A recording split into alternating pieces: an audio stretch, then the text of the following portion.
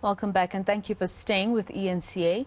The Western Cape murder rate continues to be of serious concern. The province recorded over 1,000 murders between July and September this year. Gang-related violence is said to be one of the leading causes of murders and attempted murder in the province. Let's continue to unpack this more now. I am joined by criminologist Guy Lamb. Thank you very much, Mr. Lamb, for your time here on eNCA. Now, the Western Cape has seen, crime statistics increase for quite some time now. And with gang violence, etc., we're not even surprised. At some point, the army had to go out to the Western Cape, particularly the Cape Flats, to try and eradicate this issue. But it's not happening. What's causing this? Why this particular province? Well, maybe just an introduction to this point about the Western Cape. I mean, the most recent crime stats that got released do indicate that crime within the Western Cape remains at elevated levels. But I mean, in many other provinces, we've seen much more dramatic increases, such as in KwaZulu-Natal and Gauteng and the Eastern Cape. Yes. And the Western Cape, for example, it's remained at elevated levels, but it's remained fairly stable, which I think is quite an important point to make. But nonetheless, gang violence remains a sort of key problem within the Western Cape. It kind of drives a lot of the murders. It drives a lot of the attempted murders because it is about access to firearms. It is about competition between different gangs and within gang structures about access to turf, access to resources that are tradable, predominantly drugs.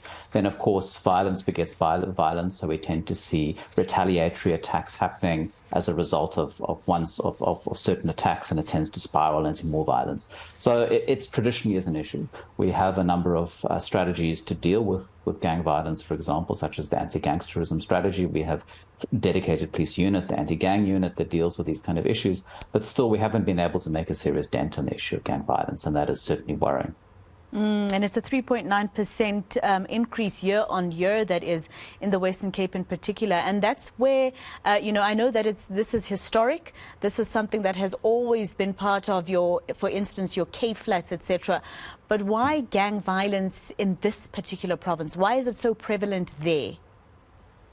I mean, historically, it's been the nature of the Western Cape. Certain parts of the Western Cape, it has kind of very well entrenched kind of gang culture, entrenched gang economy.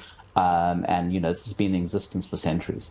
The point is also that it's not just the Western Cape that's affected by it. It's certainly the police do spend a lot of time in investigating gang crime and report it as such. But actually, we see, for example, in the Eastern Cape and urban areas in the Eastern Cape, gang violence is actually quite significant.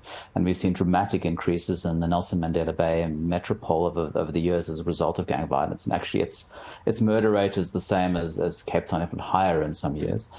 Similarly within Gauteng, it's just that there is a lot of focus on gangs within the Western Cape. But it has this very long history, very established gang hierarchies, competition between them. It is the kind of a key central point within the drug trade. You've got entrenched prison gangs. You've got kind of gang bosses there. So it's the nature of the place, I'm afraid. And I think there's a point that you made there that is quite important. And I know that this is probably more of a moral question, but if you say that most of it is retaliation, I don't know when then we're going to see gang violence end in the Western Cape, because if the older ones are teaching the younger ones that you retaliate if someone kills someone you love or someone that is within the gang, you go back and you return the favor, etc. So it looks like a vicious cycle. It's absolutely a vicious cycle. It's kind of linked to notions of manhood. It's linked to notions of status. It's, this sort of sense of around you have to defend the strength of your gang. You have to just defend the integrity of your gang by using violence to demonstrate that strength and power. Otherwise, you might be pushed out of certain areas with the use of violence. So it is one of these sense of a kind of a dog-eat-dog world in many senses. As violence is used to maintain order. Violence is used to secure areas, defend areas, protect areas. And of course, trying to eliminate gang violence, we're never going to see that happening within South Africa. I mean, but we can do certain things about it. And one is very much the priority on focusing on illegal firearms, is because gang violence within the Western Cape, especially in the city of Cape Town, has increased dramatically from 2010. And that's when we saw gangs accessing a lot of firearms through some illegal channels in terms of a few corrupt policemen who've subsequently gone to court and been convicted. But they've been able to access illegal firearms, and that's been the kind of game changer in terms of driving up the violence. And if we're going to get a handle on gang violence in the Western Cape, bring it down to kind of lower levels, it has to be about focusing on the guns and focusing on the ammunition, because that is what's causing the mayhem. And when you think of the Western Cape, of course, you also think of Cape Town. And at some point, Nyanga in Cape Town was dubbed the murder capital of the country, because of the statistics there at one particular point. Not so long ago, actually, if I'm not mistaken, it was just 3 years ago when they were dubbed the murder capital of the country. Has it got anything to do with the stark inequalities in that particular part of Cape Town, or rather of the Western Cape? Cape Town, when you go to the affluent areas like your Mossel Bay, etc., beautiful. And then you go to the areas that are left behind and it's seriously, people have really been left behind. They have nowhere else to go. Could this also add to the issue? There's different things at stake. And of course, poverty and inequality and unemployment underline a lot of these sort of issues. They're not the key drivers of it, but they create the conditions for violence. They create the conditions for intergroup conflict and violence. In the case of Nyanga, is back up there. It's, in terms of the number of murders listed in the top 30 stations. It's not the only one. Delft as a key area where murder happens. Khayelitsha, for example, Kraaifontein seen major increases over the most recent quarterly crime statistics. And the kind of key issue here is you've got these combinations of factors, sort of this poverty and unemployment, but you have these very large concentrations of young men who are living in these kind of conditions, kind of often in terms of not having stable families to come from, not having kind of father figures or positive male role models. You've got gangs who are there who recruit.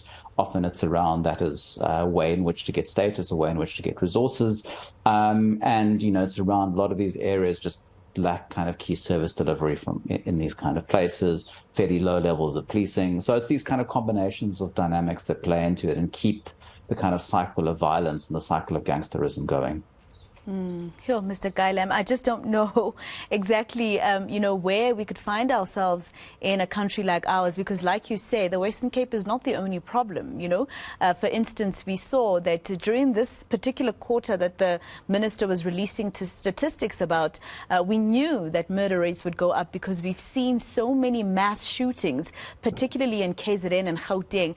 And it looks like there's some sort of link between these two provinces, because whenever there's mass shootings here, people are arrested connected to those shootings in KZN or vice versa. So it looks very organized.